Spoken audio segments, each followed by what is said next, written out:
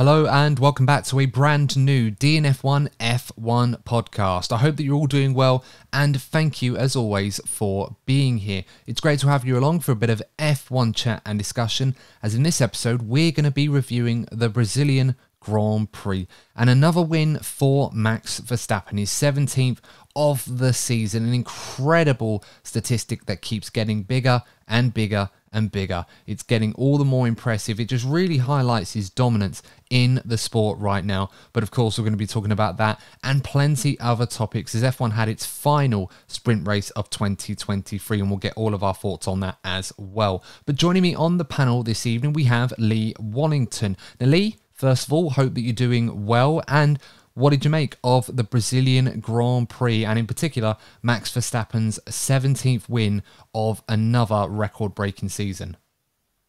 Firstly, I'm doing great. Thank you for asking, Adam, and I hope you are as well. It's again another win for Max. He's obviously broken Alberto Ascari's record from 1952. I think his win ratio is now 77%, and we've still got another 2 races to go. So, he's going to completely solidify that position of at the top of the win ratio standings that's been standing for 70 years. This could easily stand for another 70 years. Don't know. Just interjecting on that. But yeah, just amazing performance from Max. And it was all his own way, apart from a few bits he didn't get. He didn't get sprint pole. He didn't get driver of the day. Did he get fastest lap in the end? I can't even remember. Nothing Lando did. So it was the only thing Max didn't get. So it was near enough perfect, apart from a few odd things, but it was such a great weekend for Max. It really was, and it's funny, we would have said all those things last season about, will these records tumble in many years and they go next year? I mean, it would take some doing for Max to even eclipse what he's doing this season, next season, but I certainly wouldn't rule it out given how impressive he is, and of course how impressive that RB19 is. Will the RB20 be as good? We'll have to wait and see, but Max didn't have it all his own way, did he? I mean, parts of the early parts of the main race on Sunday, Lando Norris was very much keeping him honest, and at one point he was challenging him for the outright lead of the race. In your mind, Lee, did Lando Norris have the pace to win the Brazilian Grand Prix, or was it just a short purple patch in an otherwise well-controlled performance from Max Verstappen? I mean, McLaren have a habit of doing it recently, that they go, this circuit's not going to suit our car, we're not going to be that great. And then bam, they turn up and go, actually, we're not that bad, we're pretty good. And this is just a classic example for McLaren this weekend of a little bit of what could have been, but Lando recovered it each time. And it was a brilliant drive from Lando. The car could have, he could have won the race, but I think it was very unlikely. As soon as Max realised Lando was in the DRS zone, he's like, Max just woke up, took his tyre management and disappeared out of the DRS and broke that, and that was it. Bye-bye, Lando. And that gap just got slowly bigger throughout the race. But the two of them are in their own league. The gap between P2 and P3 was, I think it must have been 20 seconds or something between the two of them. I can't remember off the top of my head. There was such a massive gap between the top two and the rest of the field. Both drivers, again, brilliant weekend. Yeah, it really was. And, as you rightly pointed out, the two of them were in a class of their own over the rest of the field. And I think it really highlights how impressive Lando Norris has been, particularly in the second half of this season. And I think it also highlights the fact that, we have a variety of different circuits. And of course, Mexico had its own challenges, and we saw if Lando would have been in a much more favourable qualifying position, he probably would have been in a similar race position as well by the end of it. But McLaren and Lando as a combination, very much the second fastest out of everybody. And right now, Lando does seem to have 99% of the field in check. It's that 1% in Max Verstappen that is really proving to be the elusive factor in preventing Lando from winning a Grand Prix himself. And I think that kind of brings me to the first point of discussion with Lando Norris, and that he now equals, from what I understand, the highest number of successful podiums without actually getting a race win. I think he's equaled Nick Heidfeld now on 13, I think the number is. So, looking at a record like that, we often focus on the fact that the driver hasn't won a race, and perhaps it's more of a negative stat than a positive one, and celebrating their achievements. But how do we attribute this record to Lando Norris now that he has a share of it? Is it a positive thing, saying that he's quite consistent, competitive, getting a lot of podiums? Or is it possible to consider that maybe Lando's a bit of a bottler in that he hasn't won a Formula One race yet and yet got so many podiums? Overall, I would have said the record is a bit of a negative record. But for Lando, I don't believe it's negative. I think it's a lot more... it shows you how consistent he has been. And I say that because, firstly, he's not been in a race-winning car. He's been in a car that has been maybe one odd race in a season that's been on form, or he's had a second or third best car in the race, but he's never had the best car, and he's wasted the opportunity. He's just making best of the equipment that he has, which is, as you just said, is that Max Verstappen in the way. If Lando's had quite a few P2s, but they've been behind Max. If that Max Verstappen equation was taken out of your example, we would have had loads of race wins because he's been that far ahead of everybody else in regarding his performance. It also shows you how far he's grown as a driver. I mean, earlier in the season, we were talking about, Oscar's really performing amazingly as a rookie. He's taking the fight to Lando. Is Lando actually as good as we thought he was? Because Oscar's there and thereabouts.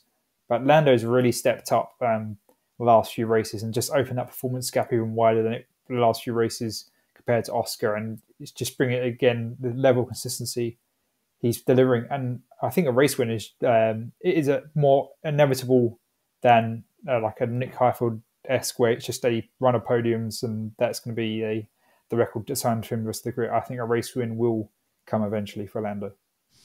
It does seem that way. I mean, we're talking about a driver here who is absolutely thriving in a car that is proving to be without a doubt the second fastest thing on this grid right now.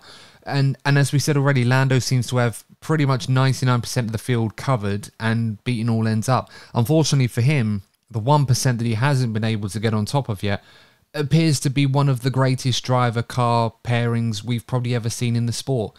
And that's unfortunate for Lando, but I think what we can take solace from is the fact that it's likely that even though there have been a few occasions in the past where Lando may have had a car in the right place at the right time to win and it's kind of slipped away from him, if he continues to show this level of performance in the years to come, there's no doubt in my mind that he will become a multiple race winner and maybe even a championship contender. He's showing all the hallmarks right now as a driver capable of achieving that, but you know, sometimes you need a little bit of luck to go with that as well. And also you need Max Verstappen and that Red Bull to slow down a little bit more just to give him a fair chance along with everybody else. So it's encouraging to see. And, you know, long may that continue for Lando Norris. It's getting good right now, but we just need a little bit more from McLaren and Norris in, in general, probably next season, hopefully. And we'll see how that goes when they're up against Max Verstappen and Red Bull in 2024 and beyond. Quick one on Oscar Piastri. Bit of an unfortunate weekend by his normal lofty standards, although he himself quite often admits when he's a bit, his shortcomings and obviously owns them, which is obviously a very mature skill to have as a Formula One driver, to really own your errors and obviously learn from them. But he suffered a bit of damage as well, which really hampered his chances this weekend. Of course, McLaren had some time to try and fix the floor damage that he had in the main race, but there's still going to be some mechanical damage left over that he wouldn't be able to overcome. I think there was a chunk of the right rear of his car that was gone throughout the race, and that would have cost a lot of aero performance. But what did you make of his weekend, Lee? No points on the board either. Obviously one to perhaps brush off, learn from, and go again next time out and do better. Right, these are this time in Brazil and previously Mexico were circuits they hadn't driven on before. And obviously they provided a unique challenge that they obviously higher elevation than compared to the standard racing circuit on the calendar. So obviously the cars handle differently, the engines handle differently, the tyre wear handles differently. And that's a skill set that you have to develop. So the fact that Oscar may have underperformed by his own standards compared to his teammate in the last few races may hurt him a little bit, but you have to remember he's still a rookie. He's achieved all the boxes that McLaren, or ticked all the boxes, I should say, that McLaren would have wanted from him at the start of the season. He's obviously won a sprint race. He's got a sprint pole. He's had podium, and it's a very strong rookie season, and it's just a fundamental building block that he can take to next season. So I don't think he should be too concerned that he's not had some good races. It's all about his learning and development, that he can obviously become a future Lando, so to speak, because obviously Lando's now had several seasons in the sport. But it shows you where obviously he wants to be as good as his teammate and fight his teammate and not have that gap, but that's going to take time. And there's plenty of room for Piastri to grow. You know, I think we've all been remarkably impressed about some of the things he's done in his rookie season. And I think from what we've seen when he's out of the car and talking to the press and talking to his own engineers and many people in the F1 paddock, there's a lot of potential there. And there's a lot of room for him to grow. And there's a very, very good Formula One driver waiting to be unearthed there. So it just needs a bit of patience, obviously keep doing what he's doing, and, you know, he'll be right up there with his teammate. He's shown glimpses of that this season, and I'm sure the next objective for him next season will to be in that position on a more regular basis. And obviously with McLaren going the way they are, that's not a bad place to be. Let's move on, of course, to Aston Martin. We briefly touched on, you know, sort of the battles throughout the season with Aston Martin and how impressive they have been. Now, this isn't a position that we've often fought in the second half of the season where we'd expect Aston Martin to be, but an incredible result for them. A third place finish for Fernando Alonso, 53 thousandths of a second ahead of Sergio Perez, and what a great battle that was between the two.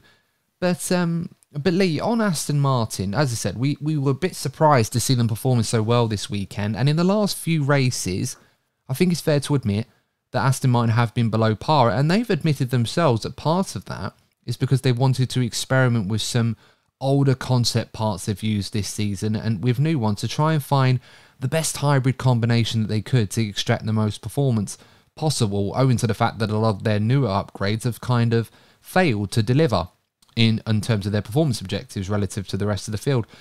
The fact that, you know, despite the last few races they've been focusing on that, and in this race, they just wanted to run a normal race by their own admission. The fact that they were quite so high up in the order, getting a podium, and of course Lance Stroll as well finishing in the top 5, is that more of an indication than perhaps a one-off fluke, that perhaps this is where Aston Martin's pace truly is now, and they've found the performance that they've been missing for a while?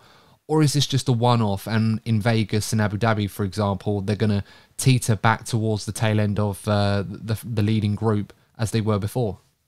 It's the thing with this circuit, and as I said with Oscar, it could be a one-off because of the nature of the circuit, and we have to wait and see if they can carry this form into the remaining 2 races. Obviously, I think this weekend they'd actually gone back to a really early spec season of the version of the car. They weren't even experimenting with upgrades. They just go, let's roll back to, I can't remember when it was, but I think it was like the April version of the car or something like that. I mean, it's anything post-Canada, to be honest, probably would be a good way to go. That's better, yeah. But effectively, it shows you that the good car was still there. It shows you how badly they developed the car, that they were being that lost. But we have to wait and see how their form is in Vegas.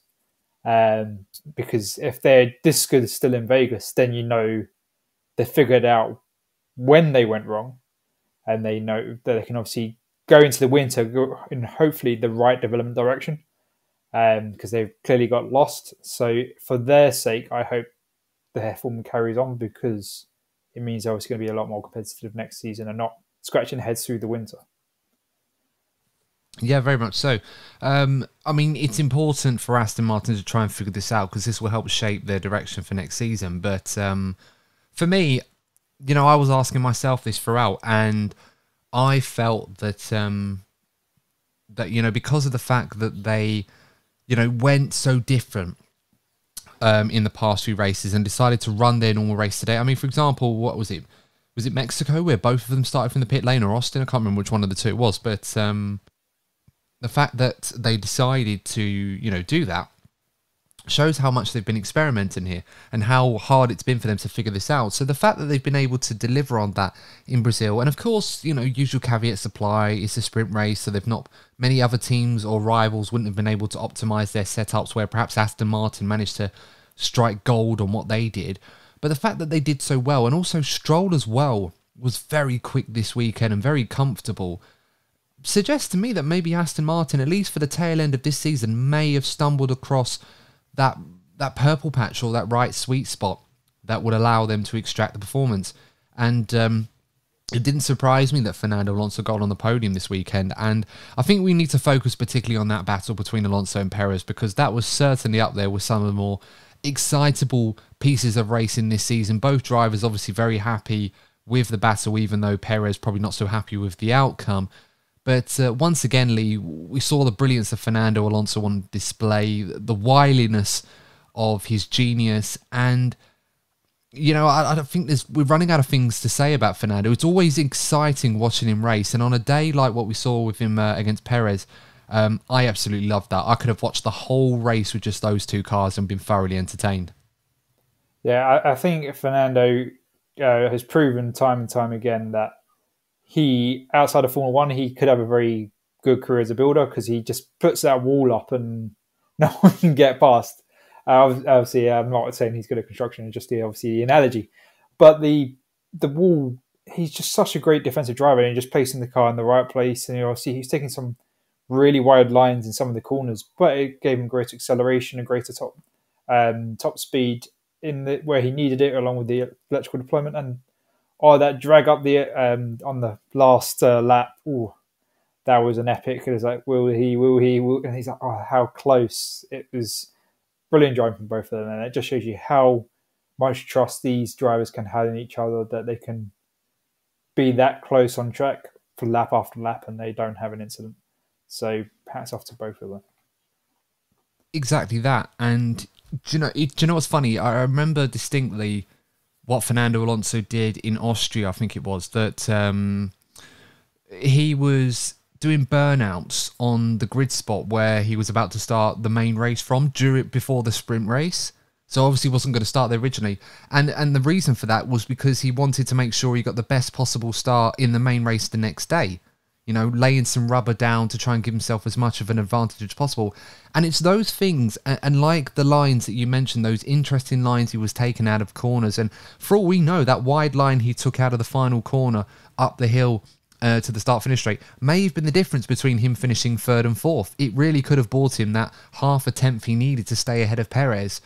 And it's stuff like that, where if you think Fernando Alonso is not intentionally meaning to do this, then you have clearly not been paying attention, because it's things like that that really make Fernando Alonso as special as he is amongst the F1 hierarchy and the F1 paddock.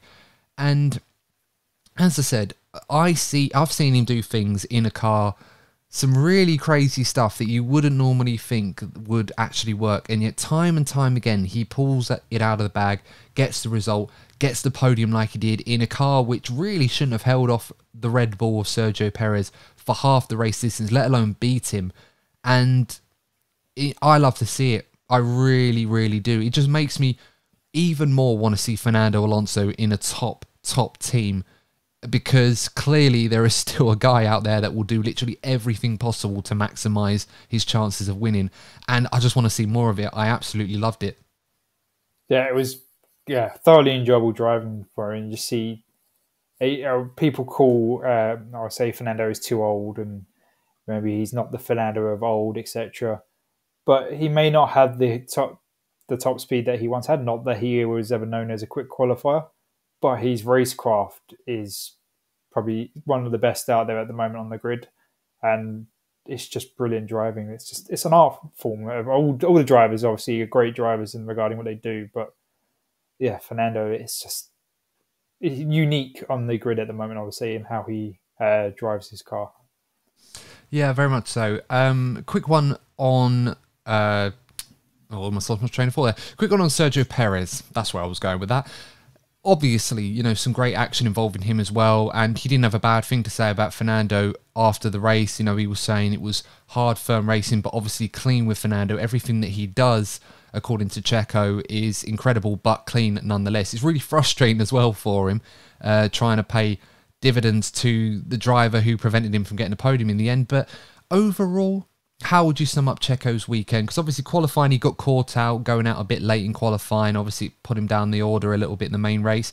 Recovered it up to P4. Decent drive, but again, still more than half a minute behind his teammate Max Verstappen. How would you quantify Checo's weekend? Well, firstly, in Checo's defence with the time behind Max, as we just talked about, there was the Fernando wall. And if he'd cleared Fernando, I'm sure he wouldn't have been as far behind Max as he ended up on the race results. So, in that sense, I don't think the gap was a true reflection of Sergio's pace. But he had a clean weekend and a solid performance, and it may have been the drive that may potentially have saved his seat for next season. Obviously, there's lots of rumours regarding his seat at the moment for next season. But it was a good, solid result on a day that Mercedes faltered, which especially is important for Sergio because it means he's increased his lead for P2 in this championship, and that's what Red Bull want now. It's the only thing they've got left to complete this season.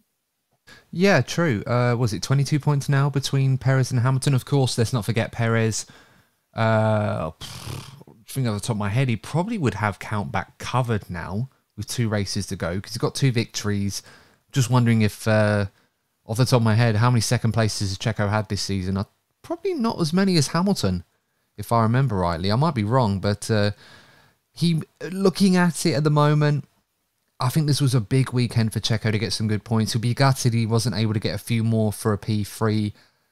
But if you were Red Bull Lee and you were asked, or you had the decision, I suppose, to whether to keep Checo on or not, if he finishes P2 in the Drivers' Championship ahead of Hamilton, does he keep that seat at Red Bull for next season? Is that enough?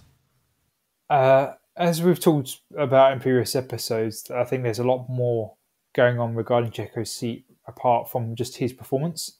Obviously, his performances are part of the puzzle, but it's more about what the other competition could do more than what can Sergio deliver. If he gets P2, it will go away to helping him to keep his seat, but that's not a guarantee that he's gonna. It's going to be enough. Obviously, I hope it is enough for him, but it really is if it's the impact on the greater picture or not. Yeah, very much so. Obviously, an interesting topic to discuss, but obviously, it's not going to do his case no harm if he's able to consolidate that P2 in the Drivers' Championship, regardless of all the other stuff going on at the moment. So we shall have to wait and see. But yeah, decent drive from Checo, in my opinion. I wouldn't exactly go crazy and say, oh, it was amazing. Even if he got it onto the podium, I thought, that's probably not too bad. Given how impressive Lando was, I think we have to take stock of that too. But he's driving a car right now where his teammate is easily getting half a second, a lot more out of it than Checo is. And we're probably not even seeing Max pushing to his absolute limit because he doesn't really have to as well. So, there's a lot to take into that.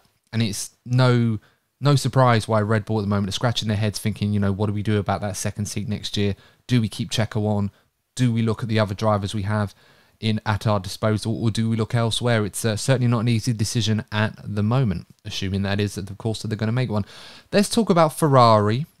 And I think first things firstly, we have to start with Charles Leclerc and what happened to him retiring from the main race before the race even started. Now, from what we've read and heard, Ferrari reported that it was an electrical problem with the engine and obviously caused a hydraulics issue which sent him out of the race. Charles Leclerc himself, we know he's good for an interesting radio reaction to incidents like this, usually when he himself crashes out of the race. But I think this is probably the first time, Lee, I've heard Charles Leclerc talk about how much bad luck he's had or how unlucky he has been. What are your thoughts on that, Lee? Because that was quite an interesting radio transmission from Leclerc referring to his misfortune. I think it's just a bit of frustration from the last couple of years that he's had in the sport. Obviously, he fell out of contention last season, and part of that was obviously his own mistakes. But Ferrari's reliability and there's been reliability issues this season. I think he's just in the background or in the part of his mind, he's getting fed up with how much reliability issues he's had, which admittedly is not good enough for a top team like Ferrari. But every time is a little cut on his psyche, and he's just getting a bit fed up with that situation of obviously it's not even getting to start. I mean, that's a new one for him, but not obviously retiring before the car. It hurts, and obviously every driver wants to go racing, and he's not being able to. Yeah, it's not the first time either that Leclerc has been starting near the front of the Grand Prix, not able to take the start. Obviously, thinking back to Monaco a few years ago when he was on pole position. Although in fairness, that was probably more his own doing and Ferrari's ineptitude as well, rather than just bad luck. But at the same time, it really does paint a picture for Ferrari, because Carlos Sainz P6, decent drive.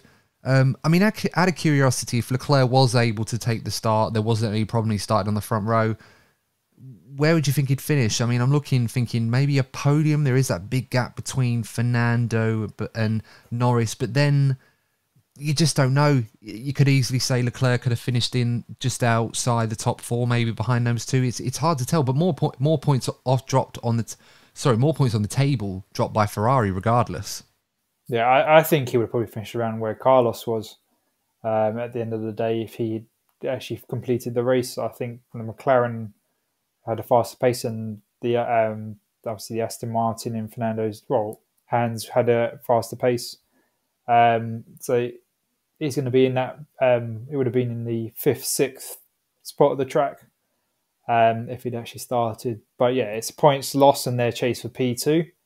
But they're only saving graces that Mercedes didn't have a great race either. So it sort of just kept it going for the next race, so to speak. Yeah, absolutely right. And I mean, there's not much more you can say about it. I mean, I suppose the question we have to ask with Ferrari is, in this battle in the championship with Mercedes, of course, it's two teams that don't worry too much about the financial element of this, although obviously having the extra prize money is always a good thing. But you have to wonder, how much will this hurt Ferrari if they miss out on P2 in the constructors? Because I've been trying to figure this all out, and whilst I can happily admit that probably Ferrari have had the faster car out of the two over the course of the season, it's fair to say that Mercedes, when Ferrari have struggled, have capitalised a lot more on their errors than Ferrari have and Mercedes. I mean, how gutted would Ferrari be to miss out on P2, given that they could probably pick a handful of results that, could have gone better for them if they just hadn't had this misfortune or just put it all together? And especially as they could be the only other team to win a race this season and they finish P3, that will hurt them in that aspect. But yeah, Ferrari haven't put it together as often as Mercedes have, which is obviously a reflection of the standings. But on the other hand, or at least for me, especially as you said, these are two teams that don't need the financial incentive as much as the lower end of the grid. Obviously, it's more of a pride. Obviously, every bit of money helps, but it's more of a pride aspect. But considering where they need to catch up on Red Bull, I think there's an advantage of finishing P3 over P2 just for that extra aero development time. You take the financial penalty, get more time to develop your car next season. It's a win. Or at least maybe for me. Maybe that's what Ferrari are doing. They're trying to sabotage their own season so they don't finish P2 ahead of Mercedes. Well, it gives you a greater platform to test your car and develop the car in the season, especially the first half of the season, because obviously it's split into the season split into halves and how much time you get allotted. But I think it's an advantage between these two teams to finish third. It's just pride is the advantage bigger than your pride. Yeah, very much so. And in Ferrari's case, there's not much to brag about finishing P2 anyway, but they certainly won't want to finish P3 if they can help it. Let's move on to a little bit to Mercedes, and I suppose the question we should ask really, Lee, is what went wrong? It just felt like a disaster for them this weekend. They turned up. That's what went wrong. Well, I mean, they didn't turn up. That's the point, really, isn't it? I mean, they went to the grid and they turned up. They should have just skipped I the mean, what do you race. think it was down to? Do you think it was a setup issue? Because, of course, it was a sprint weekend, so, you only really have one practice session before the cars are locked into park firmly, and then if your setup is wrong, you're struggling, like what we saw with Mercedes in the sprint. They looked decent at the start, but then as the stint went on, they started to falter, and I think as we saw from the Brazil race this weekend, if you were going to struggle in the sprint, you were going to struggle in the main race too. Yeah, I think it's more than likely it was a setup mistake. Obviously, Mexico is another high elevation track, and they perform quite reasonably there. So it's not a matter of they don't perform well at the high elevation. Obviously, there's differences between Mexico and Brazil. They're not similar in that aspect in garden circuit layout, etc. So it could just be track specific. But as we know, last time out, Lewis was disqualified for destroying. I've forgotten the technical term. Please save me here, Adam. Wearing the plank down? Yeah, thank you. I forgot the There word you for go. the plank. Sorry, everyone. So they wore the plank down. So obviously they didn't want to get disqualified again. They want to play it safe than the opposite way. And maybe they just were riding the car too high this weekend to save the plank, and it really cost them performance. It's obviously they'll know more, but I think it's more of a they were just scared of not having enough time to set the car up, and they went and played it safe. Maybe. I mean, they asked Toto Wolff about this afterwards, and they even mentioned, did Mercedes even consider perhaps starting their cars from the pit lane and to alter the setup and breach park firmware conditions? And even though they considered it, that the reality was they didn't know what the problem was. So even if they'd have done that, they'd have been like, well, we're just guessing here. We'll try something, hope it works. And it may have made the car worse. So it was probably a few things. I don't think it was just necessarily one thing that was wrong that made the car equally bad. In the same way that you would look at a silver bullet to try and explain one thing that makes the car incredibly fast. But yeah, it's certainly a weekend for Mercedes to forget at a circuit that, we talked about how bad last year's Mercedes was, but that won last year's Grand Prix. And they probably tricked Mercedes into thinking that they might wanted to stick with the concept that they did for the first part of this season. Certainly not going to do that with the W14 upon reflection of what's gone on in the second half of this season, Lee. Oh yeah, I mean that's probably the one saving grace of them. Really, I think they already come to that conclusion earlier in the season. But this is probably going to, unless something happens in the next two races that's unexpected, this would probably be Mercedes' first winless season since 2013. As you said, last year, even though in their horrible car, they still actually won a race. And Brazil was their last track of the season that they hoped to be fighting for the win, and they weren't even near the fight. They were a minute but down the road, in the wrong direction, I should say. So it's just been a nightmare season, and you could actually say it's been worse than last season for them. To a degree, yeah, you can. Again, Mercedes won't care too much about finishing P2. It's progress, technically speaking, but obviously they've got the sights like Ferrari set on that elusive P1 that currently is occupied solely by Red Bull and in particular Max Verstappen. Obviously not much to say about Hamilton and Russell either. Decent points in the sprint. Hamilton getting some points in the race. Russell retiring later on in the main race. The saving grace for Mercedes in this regard is that Ferrari weren't able to capitalise that much on them and close that advantage down. As I said, if Leclerc had managed to take the race and finished in the top 4 or 5, that deficit would look a lot smaller. So at least they got that much to be thankful for. Let's talk about AlphaTauri now. Now, obviously, the main race didn't go overly according to plan for them in the main race, but Yuki Tsunoda getting a couple of points. Not to be too harsh, Lee, but I think P7 and getting ahead of Pierre Gasly might have been on the cards for Yuki Tsunoda this weekend. So how do you think they would feel overall their weekend? I mean, a good, decent chunk of points, but it probably could have been more. I think it's very much a missed opportunity for the team. They obviously had strong performance in Mexico, and I think they expected that performance to carry on this weekend. And based on Yuki's driving, it probably they could probably be quite happy with that assessment. Obviously, Daniel did have his bad luck being involved in that Turn 1 incident. Not his fault. He just caught a flying wheel carcass on the rear wing, and that caused a lot of damage to them, put him a lap down, and that is it. You're not going to catch up over the race distance, that time deficit, unfortunately. Yeah, very much so. Ricardo's weekend, very unlucky not to get a point in the sprint race. Had a great battle with Carlos Sainz where he just missed out on that. Main race obviously ruined after that first lap collision. Got caught up in that and it really wrecked his afternoon. Yuki Tsunoda, as I said, qualifying wise, he was pretty much just ahead of Ricardo, probably just less than a 10th in the sprint, and then around a 10th in the main race. So his pace was very, very good. And this is kind of an interesting thing with Yuki Tsunoda because we know he's very, very quick. But I often feel that the biggest problem with Yuki Tsunoda, and perhaps this is why Red Bull aren't perhaps seriously considering him as an option for 2024 to replace Perez, if that does happen, of course, compared to Ricciardo, is the fact that when AlphaTauri, and in particular Yuki, is in a position where they could really get some big points, there's always a mistake there that creeps in, and whether that comes through the emotion and the passion that he expresses when he's on the team radio and how that affects his driving, or if it's just a lapse in concentration or something that happens. And it always happens every time they're in a position to really get something out of it. And of course, he did get some points here.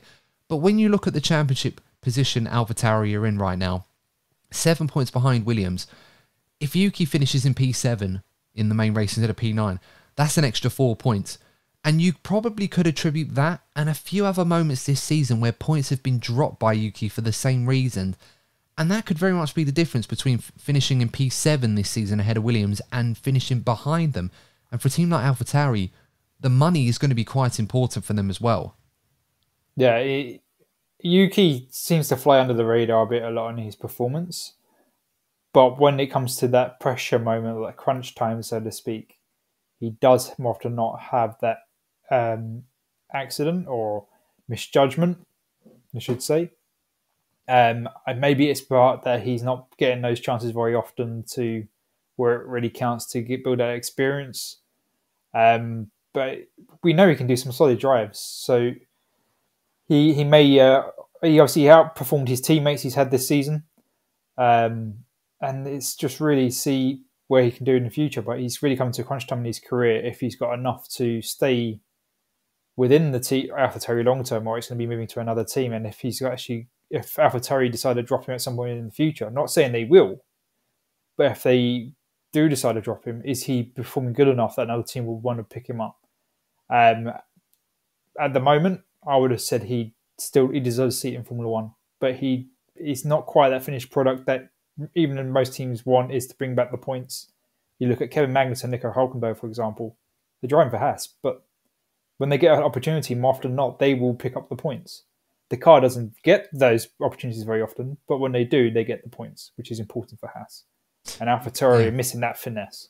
No, absolutely right. And I mean, Yuki, we know he's very quick. We know there's bags of potential there with Yuki Tsunoda. Very impressive stuff this weekend. But again, even himself, he was saying on the radio he wants to be a bit more like Ricciardo in that he's a bit more mild-mannered. Not necessarily saying that Yuki's over the top, but obviously Ricciardo's a lot better at being able to handle his emotions in the cockpit, and that obviously comes across in his driving, and perhaps that is why he's able to get a bit more out of it when it really matters. And perhaps with Yuki, it's a case of when he's in those positions to capitalise on those opportunities, he needs to curb that enthusiasm, control himself, and obviously that will come out in his drive, and he'll be able to capitalise on those opportunities a little bit more. But still, plenty of time to go. But AlphaTauri are very much in a good position to try and take P7 in the Constructors at the dying moments of the season. Alpine, next place I think we should go, Lee. Not a bad Sunday for Alpine. They were well off it in the sprint, 13th or 14th for Gasly and Ocon respectively. But Gasly P7, Ocon P10 in the main race. And I've got to say, Lee, in recent weeks, whilst the two of them have been on top of each other at different points in the season, it really does feel like in the last few races, Pierre Gasly has very much got a stranglehold in this team dynamic and very much does look like the out-and-out better driver at this point in time between the two. Yeah, well, firstly, I did say Alpines would perform well this weekend. I didn't expect them to be double pointing, to be perfectly honest, but it was a very strong result for them. But they've already won their championship fight. They won that earlier in the season. Just Alpine land, they're too far from anybody else to close the gap, and they're too far ahead for anyone to close up on them. They just need to sit there and take the opportunities along. But it was a solid drive from both of them. But yeah, Pierre is really started bringing that team towards him. Obviously, we did question how the dynamic would work, and we haven't had those fireworks that we thought we may have. But this isn't Esteban's team anymore. Obviously, it was between Fernando and Esteban. There was all the question if it was Esteban or Fernando's team. Probably more lean towards Esteban just because him being French. But where they are both French drivers in the French team, I think Pierre is really starting to take that position as their lead driver, much as Esteban would say otherwise. It'd really be interesting to see how their dynamic goes into the next season. Yeah, very much so. Obviously, you know, Williams as well, quite unfortunate this weekend. Logan Sargent, again, another decent drive from Logan Sargent. He keeps his car in the race, unlike, you know, his teammate, you know, going out at the very beginning of the race. But P11 for Logan Sargent in the main race. And, you know, it's an interesting one, isn't it, for Logan Sargent? Because we've often looked at his performances this season and probably asked the question quite a few times, should he be in that car in 2024? And I think we can all agree at times we've probably said, no, probably not. Perhaps someone else should be in that car next season. But in the last few races, his performances have been quite good and gone under the radar, mostly because he hasn't been able to get points. Obviously, you know, he was able to do that recently, get some points on the board. But now that things have settled down a bit, Sargent's upped his game a bit, perhaps we can now see why James Vowles was quite patient to, you know, give him that opportunity to grow and trying to not concentrate too much on next season, but focus on the now. And he's starting to justify his position in the team a bit more.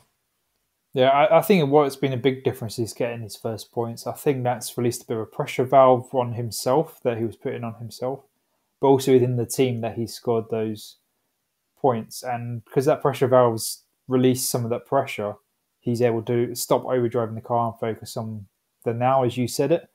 And I think it's made a big difference to his performance. For me, I still don't personally believe he's done enough to warrant another season, but he's definitely stepped up his performance compared to earlier in the year. And it is really good to see that he's improving, because obviously some rookie drivers come in and they don't improve and they burn and crash out. But it's good to see that improvement. And that'll be good to Williams because they know that, you know, if he is making progress and improving, there's obviously room for him to grow into. So encouraging stuff. At no point have Williams really looked like they were quite content to consider replacing him, and maybe that patience and faith is starting to pay off for Logan Sargent. So good stuff to see. Hopefully that continues for him. A quick one on the sprint races. We haven't really talked too much about it, but Brazil is often known in the last few years, since the sprint races were brought into Formula One, as the mecca of sprint races. Admittedly, I would say, again, it was probably one of the better sprint races we've had this season. I wouldn't exactly say it was a classic by any stretch of the imagination, but overall, now that we've had all the sprint races this season, how have you fared them? Have they been a success or not so much? What are your thoughts? Firstly, I would say I'm still not a fan of them. I'm not sure they're exactly needed for Formula One, but I understand that obviously Formula One are pushing them as a idea and they're not going to give up. The current format I prefer over to previous seasons. However, I think there still needs some tweaking to make it really work. I think they need to review how they manage firmly regarding the car setup. Obviously, part of it is obviously it pushes the team to gamble on their setup a bit more, but I think it's not quite the pinnacle of Formula One where you get the teams to bodge job a car setup instead of getting the fastest performance basically from the car, which I think is an important aspect of the Formula One. And secondly, I think Friday qualifying should be back on the Saturday, and maybe you do the sprint qualifying on the Friday instead. But that's my preference because it feels a bit disconnected that the main event is before the sprint, and then you have the main event. It's a bit of a sprint sandwich. Well, the sprint is the filler, but I think it's not the quite order, at least for me. But I'm sure they'll probably make some more revisions, and we'll be talking it next year Adam, where they go, oh, we're changing this, we're changing this, we're changing this. Oh, again, they're changing. But I'm sure there'll be some more to come. Yeah, very true. I'm not a fan of the changes that they've made this season in particular. And this is the dilemma they have with sprint races because, you know, a lot of people have been saying in the past when they considered sprint races that, look, it's better than another practice session. But the fact that we've only got one now means that, you know, people would think it produces absolute chaos for setup and strategy. And in a few cases, it probably does. And it creates, you know, a poor... But that's something they have to carry throughout the whole weekend. And for me, I think we've seen enough this season to suggest that actually, instead of producing a chaotic race, we've actually seen more boring races as a result of that. And more predictable races. And the problem is that if you don't like the sprint, you're not going to like the main race because we saw the strategy in the sprint and the same things were happening in the main race. So if you struggled then, you were going to struggle for the rest of it. I mean, the only team I could think of that would probably enjoy the sprint races were Haas because that car only seems to be competitive for about one stint in every race anyway. So, you know, and that's backed up by the fact that they've scored points in a sprint race this season. So, you know, not to throw shade at them, but I think it just paints the picture of how sprint races have been received this season. And I admire and I like the idea. I just feel like there's more that could be done to make them a bit more interesting. Unfortunately, I think it requires a bit more experimentation before we hit a sweet spot here. And to what end of that, I'm not sure what that would look like at this point in time. But I would rather than revert back to what they did before instead of what they've tried to do this season. I don't think the changes have necessarily worked at all. But again, let us know your thoughts, guys, on the sprint races in 2023. Are you a fan of them? One team I did want to talk about briefly, Lee, Alfa Romeo, and I found an interesting stat about Alfa Romeo this season, or Sauber. They're the only team this so far that have not scored a single point in the sprint races. Pretty much sums everything you need to know right then and there. They're certainly not the biggest fans of sprint races themselves. Yeah, I was just about to say, yeah, they clearly don't like it. They're like, well, we turn up because we have to turn up, probably for some contractual obligations, but yeah, let's not score any points out of principle. I think that's just what they're doing, is just they don't want to score points out of principle. Stick to their guns and say we don't want to score points. We don't like it. Yeah. Well, I mean, I remember Logan Sargent as well after quali was talking about using the sprint as potentially another test session.